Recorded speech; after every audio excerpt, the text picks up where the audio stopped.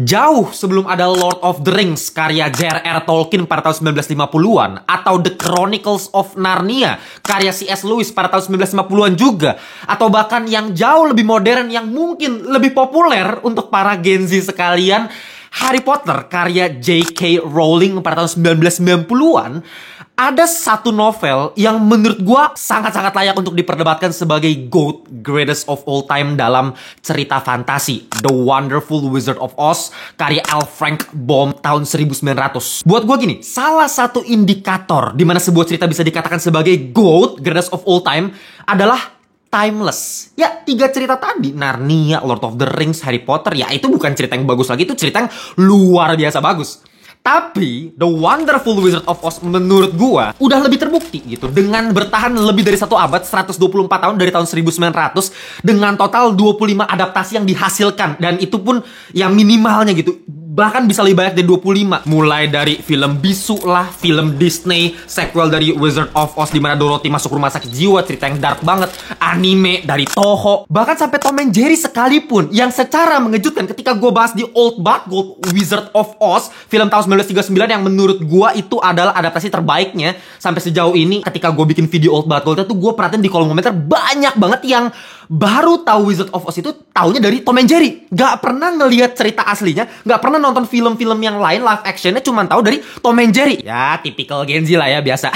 Tapi kali ini kita kedatangan sebuah film prequel dari Wizard of Oz tahun 1939. Jadi kalau kalian belum pernah tahu sama sekali cerita mengenai Wizard of Oz, sangat-sangat gue rekomendasikan nonton film yang satu ini, karena gak perlu nonton apapun karena ini origin story.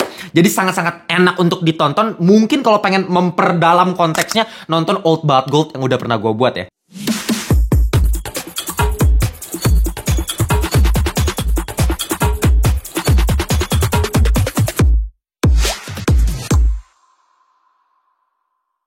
Is ever gonna bring me down. Ya, Wicked, sebuah film yang merupakan adaptasi dari musical Broadway yang udah sangat-sangat terkenal,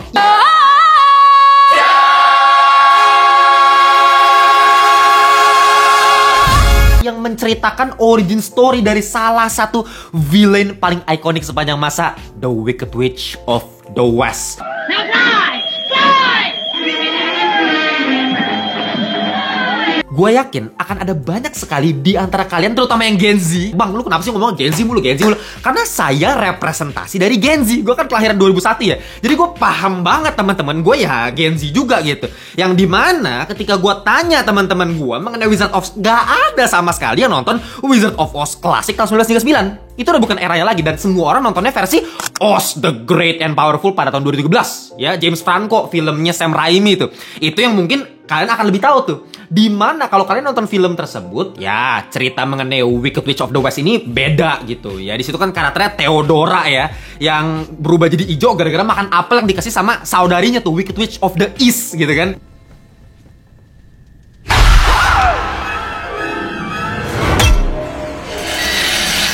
Nah, lupakan cerita itu ya. Itu nggak ada hubungannya sama sekali sama film ini. Anggap aja itu dari universe lain lah. Ini gue pakai bahasa Gen Z lagi-lagi. Karena gue tahu rata-rata Gen Z udah terinfluence lewat MCU, mainnya multiverse ya, universe ya. Ya udah, gue pakai bahasa itu aja lah. Nah, sedangkan di film ini, The Wicked Witch of the West itu berasal dari seorang gadis yang bernama Elphaba, yang dimana dari lahir, dari bayi itu dia memang kulitnya udah hijau gitu. Dan dia dijauhi dan dibenci sama semua orang, termasuk ayahnya sendiri. Tapi takdir mempertemukan dia dengan karakter bernama Glinda di Shish University, dan bagaikan langit dan bumi, karakternya itu berbeda sekali. Kalau Glinda ini memang karakter yang super duper girly, ceria, narsistik, over pede, dan dia sangat populer di kalangan siswa-siswa lain di Shish University ini. Dan di film ini kita akan dikasih lihat dari perspektifnya karakter si Elphaba. Dia protagonis utamanya yang dibully sama semua orang, dijauhi sama semua orang, dan kita bisa bersimpati sama karakter si Elphaba ini. Sedangkan Glinda yang dari dulu kita tahu adalah penyihir yang baik hati, bahkan julukannya Glinda the Good gitu kan. Oh, rubbish. You have no power here. Be gone before somebody drops the house on you. Justru dia di sini diplot lebih sebagai antagonisnya nih, tanda kutip ya, di awal-awal film nih. Sebelum nanti mereka di tengah-tengah nanti akan jadi temenan juga sih. Kenapa gue bilang Glinda di awal-awal diplot sebagai antagonis? Karena memang karakternya Glinda di awal-awal ini sangat-sangat manipulatif banget. Dia bisa memanipulasi semua orang dengan cara yang smooth gitu ya. Sehingga semua orang itu benar-benar jatuh cinta sama dia. Makanya dia bisa populer banget. Dan Ariana Grande sebagai pemeran Glinda di film ini, damn. Sumpah, gue jujur aja awalnya sangat-sangat meremehkan Ariana Grande. Karena ya gue pikir ya palingan cuma nyanyi-nyanyi doang gitu kan. Dia cuma jago nyanyi, actingnya paling mediocre gitu. Ternyata setelah gue nonton film ini, gue malah gak bisa mikirin aktris lain yang lebih cocok untuk memerankan Glinda dibandingkan Ariana Grande. Kalau ngomongin vokal, karena ini ngomongin musikal, banyak banget nyanyi di film ini. Udah, nggak usah ditanya lagi, nggak usah didebat lagi. Lu tahu sendiri suara Ariana Grande sebagus apa. Dan range vokal dia kan memang udah terkenal. Dia bisa sampai 4 oktav, lu bayangin. Jadi di sini banyak banget nada yang super duper tinggi dan gak keren sama sekali. Dan ngeblend gitu. Antara dialog sama lagu tuh transisinya selalu smooth. Koreografinya selalu bagus banget. Ariana Grande flawless, effortless jadi Glinda di sini. Apalagi suaranya itu kan literally diambil pas lagi syuting gitu. Jadi on set live, nggak di dubbing lagi. Suara nyanyiannya makanya bener-bener terlihat natural banget. Karena itu dia nyanyi bener-bener pas lagi ngelakuin acting gitu, lagi shoot, lagi direkam. Gila sih, keren banget. Tapi yang paling menarik sebenarnya dari karakter Glinda di sini, sebenarnya kan dia diplot supaya audiens itu benci. Harusnya, ya kan? Karena memang entah kenapa dia manipulatif banget gitu. Dia ngeselin banget, dia annoying banget. Kalau bahasa zaman sekarang ibaratnya cewek pick me lah. Tapi anehnya ya, ketika diperankan sama Ariana Grande, kita bisa tetap suka sama karakter Glinda ini. Ngeselin, tapi kita nggak bisa benci sama karakternya. Malah justru banyak banget penonton dibuat ketawa ketika ngelihat kelakuannya si Ariana Grande di sini. Bahkan gua berkali-kali ketawa, dan menurut gua ya 80% komedi itu dari Ariana Grande semua. Kelakuannya yang bener-bener pick me banget, narsistik, itu kocak parah sih. Sedangkan di sisi yang lain, Elphaba diperankan sama Cynthia Erivo yang jadi peri biru di Pinocchio. Ini gue bukannya rasis ya, gue bukan salahin Cynthia Erivo-nya, tapi gue salahin Disney-nya. Lu ngapain sok ngide gitu pakai peri biru, karakter kulit hitam kan ngide banget kan. Tapi justru kita bisa lihat actingnya Cynthia Erivo di film ini sebagai The Wicked Witch of the West, keren parah men. Lagi-lagi sama kayak Ariana Grande, dia nyanyi itu benar-benar terlihat effortless. Dan kita bisa dibuat paham gitu sama karakternya. Ketika dia dibully, dijauhin sama orang lain, kita ngeliat dari mata setiap karakter yang ngeliatin kita kan ngeliat dari point of view-nya dia gitu. Dan kita ngerasa dari ekspresinya si Cynthia Erivo di film ini, dia tuh mencoba, dia pretend untuk nggak peduli. Padahal lu bisa perhatiin, kalau lu perhatiin dari matanya ya, itu kerasa jauh di lubuk hati dia yang terdalam. Dia peduli sebenarnya, tapi dia pura-pura nggak peduli. Makanya ada satu dialog di mana ada satu cowok yang bilang, lu percaya nggak? Dia nggak peduli sama yang lain. Terus si Ariana Grande ngomong, nggak, dia peduli gitu. She doesn't give a twig what anyone thinks. Something is not the same. Of course she does.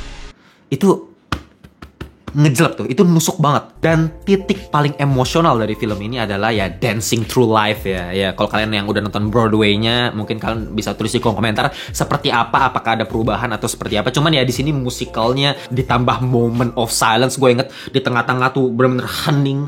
Cuman antara dari hati ke hati antara si Elphaba sama Glinda ketika dia akhirnya bisa bersahabat gitu. Akhirnya mereka mengerti each other, dan itulah titik awal mereka bisa jadi temenan. Itu scene sih gue menggenang air matanya. Meskipun belum nangis ya, cuman kayak gue ngerti banget perasaannya si Elphaba di film ini. Nah tapi yang bikin film ini terasa jauh lebih spesial, film ini nggak ngomongin cuman dua karakter yang awal sahabatan terus jadi musuhan gitu antara Glinda sama si Elphaba. Nggak sekedar itu doang. Jadi gini, tipe cerita origin villain seperti ini gue akan bagi jadi 3 level. Level paling bawah, level 1, level paling cetek adalah ya villain adalah orang baik yang tersakiti. Itu kan biasalah.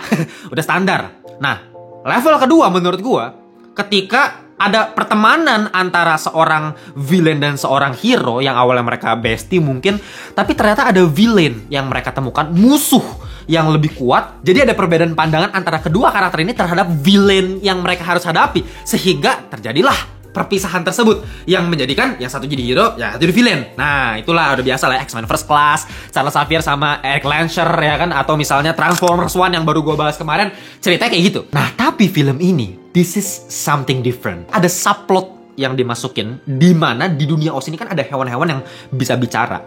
Tapi entah kenapa hewan-hewan di film itu mengalami diskriminasi, dan itu jadi subplot utama di film ini. Itu ngelit kita ke pembongkaran cerita utama di film ini. Dan ini sangat-sangat kental akan unsur politik, menciptakan musuh bersama untuk menyatukan masyarakat. Sebuah kalimat yang kerasa familiar kan? The best way to bring folks together Something has changed within is to give them a real good enemy. Ini sangat-sangat relate dengan kehidupan manusia di dunia nyata. Ini relate banget dengan kondisi politik yang sedang kita alami sekarang, dan dibawa masuk ke dalam sebuah cerita fantasi. Makanya kalian gak usah heran lagi kenapa cerita The Wonderful Wizard of Oz ini bisa bertahan lebih dari 1 abad. Karena meskipun cerita ini basically adalah untuk anak-anak, tapi interpretasi yang bisa dihasilkan lewat cerita anak-anak ini super duper kaya dan sangat-sangat dalam. Nggak heran lagi kalau misalnya ada banyak sejarawan, sastrawan, ekonom yang tergila-gila untuk menafsirkan kisah The Wonderful Wizard of Oz karya L. Frank Baum ini. Karena this is politics. Jadi yang gua harapkan ketika kalian udah nonton film ini, kalian bisa lebih aware sama dunia yang kita tinggali gitu. Karena dunia yang kita tinggali itu tidak sesederhana film-film pedal pop. Dimana dunia yang awalnya baik-baik saja, tiba-tiba datang sosok villain, Shadow Master, terus kita harus kumpulkan es krim, kumpulkan kekuatan, lawan kejahatan, dan kejahatan akan kalah, kebaikan akan menang. Tidak sesederhana itu, Ferguson. Dunia itu tidak sehitam putih itu. Semua ada politiknya, dan kita bisa belajar lewat film Wicked ini kan. Nonton aja sendiri nanti. Ada yang namanya propaganda, dan kalian harus aware masalah ini. Menurut gua ya inilah, ini tugas gua representasi Gen Z gitu. Karena ya Gen Z sekarang nggak peduli ya propaganda, kita ikutin aja alirannya.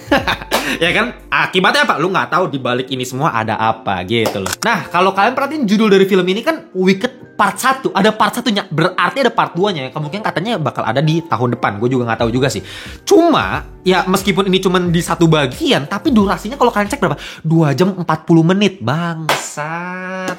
Bentar lagi jadi Oppenheimer, bos.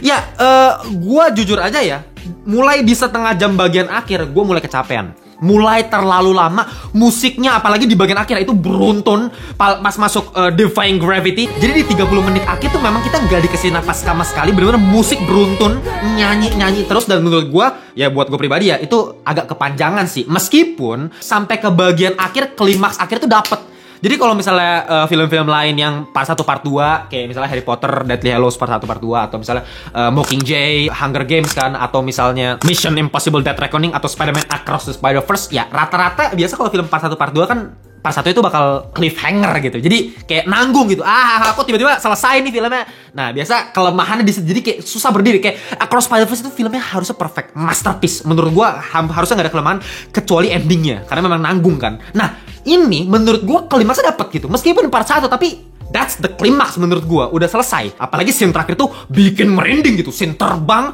musik crescendo, menunjukkan perubahan transformasi terhadap karakter si Elphaba. Dari yang awal cerita seperti apa, di bagian akhir udah jadi seperti apa. Nah, itu menurut gua bagus banget sebenarnya. Cuma tetap aja ada banyak sekali pertanyaan-pertanyaan yang belum terjawab. Masih ada missing link antara di film part 1 Wicked ini sama Wizard of Oz tahun 1939, perjalanan si Dorothy sebagai karakter utamanya. Karena Wicked Witch of the West di situ udah jahat banget, itu udah pure villain, pure evil gitu. Gua nggak ngerasa ada kebaikan sama sekali dari Wicked Witch of the West yang gua tahu versi klasiknya, dan gua baru tahu oh ternyata dia dulunya baik gitu. Artinya ada something. Nah, ketika kita nonton dari part 1 ini, ya gua mulai ngerasa ada perubahan. Tapi belum menjadi di titik seperti yang ada di Wizard of Oz tahun 1939. Nah, gue harapkan nanti bakal di part 2-nya dijelasin tuh ya. Pasti ada perubahan lagi, ada tahap selanjutnya di mana dia bener-bener jadi lebih jahat lagi. Jadi hasil akhir dari part 1 ini lebih ke arah stigma masyarakat aja. Jadi Wicked, kata Wicked di sini kan ya mengacu ke si sosok Elphaba ini kan. Nah, Wicked-nya itu masih dari stigma masyarakat. Dia belum bener-bener jadi Wicked yang sejati gitu. Nah, itu yang gue pengen tahu. Dan gue juga masih penasaran nih, harusnya kan ada Wicked Witch of the East kan. Nah itu adiknya kan, di sini ada adiknya yang di kursi roda. Nah kemungkinan besar menurut gue dia bakal jadi penyihir juga tuh. Tapi gue nggak tahu tuh kenapa dia bisa jadi jahat. Ya nanti semoga ada di part 2. Ya ini karena gue belum nonton Broadway-nya sih. Jadi kalau kalian yang udah nonton Broadway-nya atau baca novelnya harusnya kan udah tau lah. Kalau pengen kasih pendapat boleh, tapi tulis lagi-lagi spoiler yang kapital, spasi yang banyak, baru kasih pendapat kalian karena gue gak mau kena spoiler. Tapi overall sebagai part 1 udah cukup pas lah. Cuman yang gue sayangin adalah konteksnya tuh masih banyak yang kurang. Nah ini kita masuk ke permasalahan utama dari film ini ya. Jadi banyak banget konteks yang masih miss menurut gue. Salah satunya adalah karakter Fiero. Nih karakter cowok ganteng di film ini yang entah kenapa di bagian akhir tiba-tiba kayak punya ketertarikan sama sosok Elphaba yang kulitnya hijau. Dan gue gak ngerti konteksnya kenapa. Gue tahu mungkin kalian yang udah nonton pasti bilang, ya kan sama-sama gara-gara mau nyelamatin binatang bang, konteksnya nggak cukup. Sumpah kalau lo perhatiin Elphaba tuh bener-bener kayak dijauhin sama semua orang gitu. Kalau persahabatan dia dengan si Glinda make sense gitu, menurut gue cukup dibangun. Nah dia sama Fiero menurut gue kurang. Cuman satu scene gitu nggak cukup untuk ngasih konteks kenapa mereka jadi punya hubungan, apalagi dikasih musik I'm not that girl gitu kan. Atau dari segi politiknya tadi yang gue bilang menciptakan musuh bersama untuk menyatukan masyarakat. Tapi buat apa menyatukan masyarakat? Apakah terjadi polarisasi di antara masyarakat? Nah itu kan kita nggak tahu, konteksnya nggak jelas. Kondisi seperti apa? Baru ada cikon kan, cipta kondisi. Baru lu bisa munculkan tuh narasi yang tadi menciptakan musuh bersama untuk menyatukan masyarakat. Itu kalimat menurut gua keluar out of nowhere. Ya politik bagus, tapi kayak harus ada konteksnya juga kan. Bahkan karakternya si Michelle Yeoh, Madame Marble di akhir tiba-tiba jadi gitu, instan banget gitu, mendadak banget. Sayang sih menurut gue, ketika lu mau masukin narasi politik, ya jangan cuma dijadiin sekedar idenya doang gitu kan. Jangan cuma angan-angan doang, jangan cuma omon-omon doang lah, ya kan. Tidak hanya omon-omon-omon. Harus ada konkretnya dong, ya kan, harus ada konteksnya. Nah itu baru jelas. Ya itu aja sih permasalahan kalau dari segi plot cerita ya. Kalau misalnya teknis, udahlah, lu bisa tonton sendiri. Menurut gue indah banget. Kostum-kostumnya, production desainnya, nggak ada obat perangan kameranya, dinamis banget ya. Ini kan sutradaranya Crazy Rich Asians ya kan, tau lah sebagus apa filmnya. Dan di sini lebih bervariasi lagi, angle-angle-nya di perpustakaan, nyanyi itu bener-bener tilt atas bawah puter 360. Wah gila sih menurut gua. Koreografinya, blockingannya juga, komposisi selalu on point semua secara sinematografi. Cuman satu concern dari gua nggak terlalu ngerasa world buildingnya tuh cukup hidup. Makanya kalau kalian tanya apakah ini bisa melewati Wizard of Oz tahun 1939, jauh, masih jauh banget. Wizard of Oz tahun 1939, lu udah tahun 1939 itu dunianya hidup banget gitu. Meskipun ya propertinya ya seadanya ya tahun segitu, tapi warna, kostum itu menurut gua karakter figuran ya buatnya juga mati-matian kan. Itu juga kontroversi sekali. Kalau kalian pengen nonton Old But Gold udah gue jelasin tuh kontroversi seperti apa. Tapi ya semua hardworking yang dilakukan di situ itu yang membuat filmnya jadi seluar biasa itu. Sedangkan ini masih mengandalkan apa ya, estetika doang lah ya. Secara visual indah, tapi gua